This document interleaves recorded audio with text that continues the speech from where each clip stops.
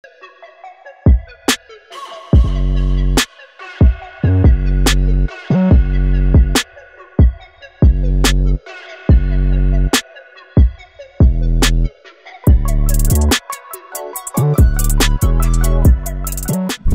is up, guys, and welcome back to the Dut & Co. DIY show. Yeah. Just kidding. Welcome back to the throtl vlog. We are finishing up the job that Beckerman started. She's busy handling business things today, so RX-7 needed a day off, so figured we'd go ahead and finish up these calipers. So Evan and I painted these yesterday. They're good and dry now. We can go ahead and actually start prepping to sand. The idea is to sand off the tops of the letters like they do from the factory. You can kind of see if you, I don't know if you can focus on that or not, but there is a cross-hatch lines on it where they use the machine to actually remove the color. We're actually going to do it with a file because we don't have a machine. We have this cool file, which is pretty much anybody with a toolbox probably has at home. What's so important about this job is taping off the letters or the calipers very well, so that if you do slip with this, you don't take off paint that you've just put on. So I'm gonna go ahead and finish up. I've got 3 calipers done now. One thing I should mention is you're probably gonna want to do 2 layers of tape. 1 layer of tape, I've slipped before, and 1 layer of tape isn't enough. So 2 layers of tape just to be safe at the ends where you're gonna be filing, and we can start filing.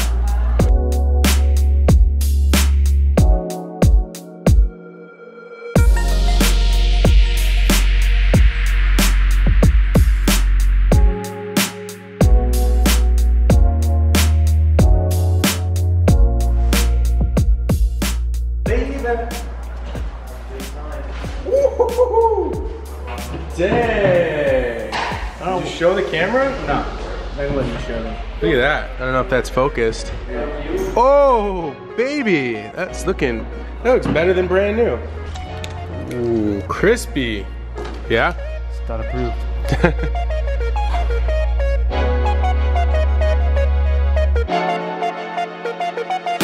All right, so while Mickey is finishing up the assembly of the brakes, did you even show them what you did here? Did you see those? This looks sick. It looks really good.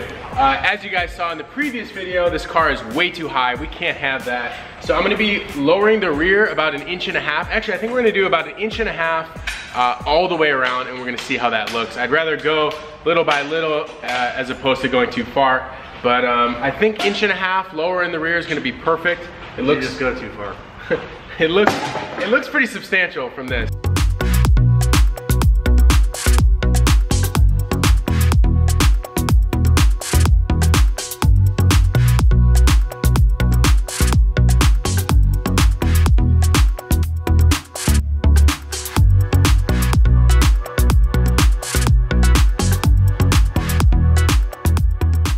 All right, pads are installed, everything's tightened up.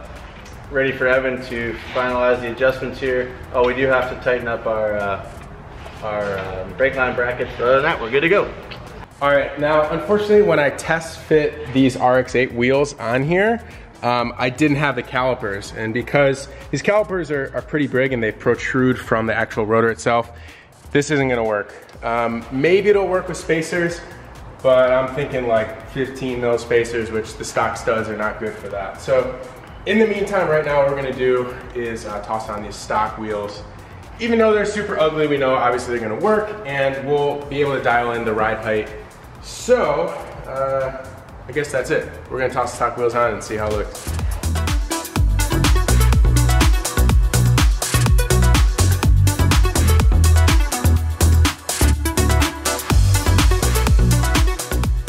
I mean, it looks horrible on these factory wheels. We spent all this time making them, the wheel wells look nice, and now we have the factory wheels, but I would say it's pretty low.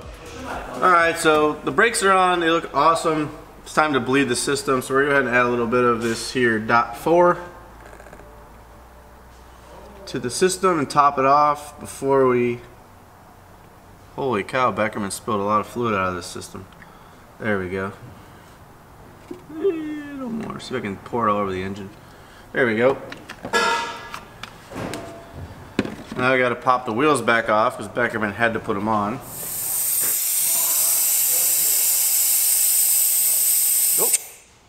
found some fluid. All right, so it's probably a little loud here. The compressor's running because we're pulling a constant draw of air from it. This is our power bleeder, and basically what this is doing is it's pulling vacuum through the brake caliper. What you do is, we're at the furthest brake caliper away from the system up front. Rear right is always the best place to start. See, we're starting to pull a little bit of fluid through.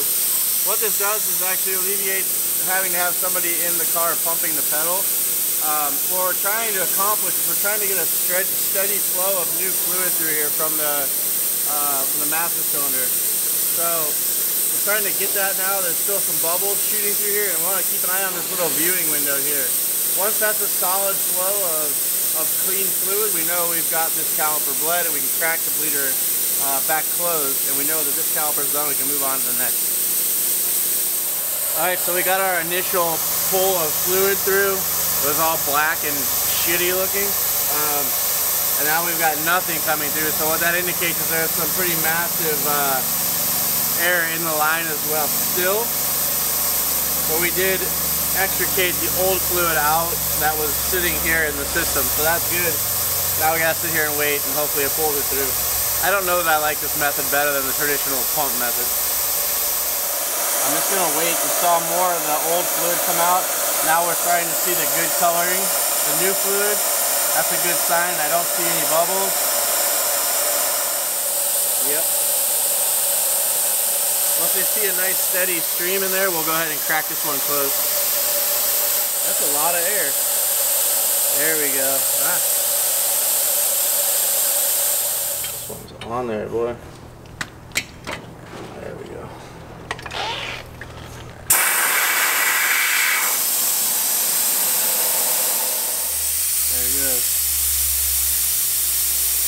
All right, so all four corners are bled. We've topped off the fluids. That will complete the brake system for now. All the systems are working, so now we can actually get this thing off the rack and drop it off on Friday for paint, which is awesome. This whole thing's gonna have a fresh coat of paint on it. It's gonna look shiny and new. Man, this thing's really coming along. So stay tuned, guys, for more VR-4 content coming up. We're gonna get back on the RX-8 very soon. We've also got some things planned for the Bad Apple. Thank you guys so much for your subscriptions, all your comments, and all your thumbs up. They mean a lot to us. Throtl fam is the best fam. Peace out. Hey. All right, before we finish off this video, I've seen a lot of comments about what's going on with the VR-4. You guys are neglecting the VR-4 or whatever. Like, what is the plan for the VR-4? So I wanted to take a minute to kind of address a couple of the questions that I've been seeing in the comment section, because yes, we do read them.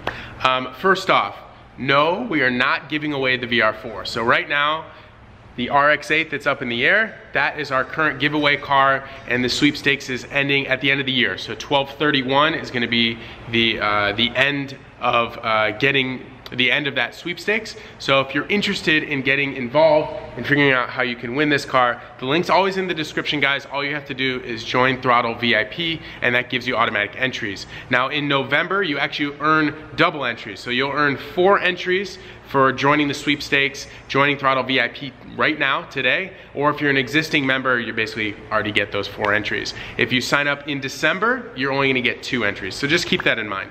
Now back to the VR-4. Okay, so the VR-4, what we decided is we do want to make this kind of a bigger project car on the channel. That being said, we're waiting on a bunch of parts. So in the meantime, as you guys have seen, the paint on this car is totally trashed. So we're going to be splitting up this project into 2 stages, at least what we're calling is stage 1 and stage 2. So stage 1 on this car is going to be a fresh paint job, nice wheels, the new coilovers, the brakes. And we're gonna enjoy it. So the car drives great. The engine is really strong and healthy. And before we really tear into the engine, because that's gonna be stage 2, we want to enjoy the car. So I think I would like to take it to the drag strip a little bit, maybe take it to autocross. I forgot we also still need to redo the interior as well. So we're gonna be doing the factory seats. We'll probably get those reupholstered in a nice leather. And we also have the carpet to put in. So to summarize kind of stage 1, it's getting it to that nice, like daily driver, fast, kind of classic JDM build. Nothing too crazy. And then what we're doing in the background, which we've already started, is gathering parts for stage 2. Now stage 2 on this car is going to be wide body kit, air suspension, big turbo upgrades, big front mount intercooler, big power. So we're gonna be shooting for north of 450 horsepower. And in this car, believe it or not, in this car, even though it's a little bit heavy, that is going to be so fast. So being all-wheel drive, this thing is gonna launch like a bat out of hell. We're obviously gonna need to do new clutch, new flywheel, bigger injectors, bigger fuel pump. So, you know, stage 2 is gonna take a little bit of time, guys. We wanna make sure we do it right. And we're definitely gonna be adding a lot of exterior stuff as well. So we've already partnered with a company called Retrospec for the stage 2 portion of this build. I'm very excited. You guys probably saw on the previous VR-4, we used their front lip and side skirts. Well, we're gonna be working with them again as well. I'm very excited to actually get out and enjoy this car. Now that the brakes are bled, the suspension is done. This thing is really gonna handle pretty nicely. Of course, we still have to get in alignment and a ton of other stuff. But in either case, guys, I wanted to kind of just clear up those two things. One, this is not a giveaway car, and two, we're gonna be splitting up the project into 2 stages. So we really wanna get this thing looking good and driving good as well for you guys, so you can see it outside the shop, not just in here all the time. I also wanted to say one last thing, and I know I've been ranting for a while, which is thank you to anyone who purchased any parts or merchandise over the Black Friday and Cyber Monday stuff. You guys are the best. You guys are the reason why we're able to do what we're able to do in the shop and create this content for you guys for free. So thank you guys so much for watching. Thank you for subscribing, and we'll see you guys tomorrow for another video. Peace.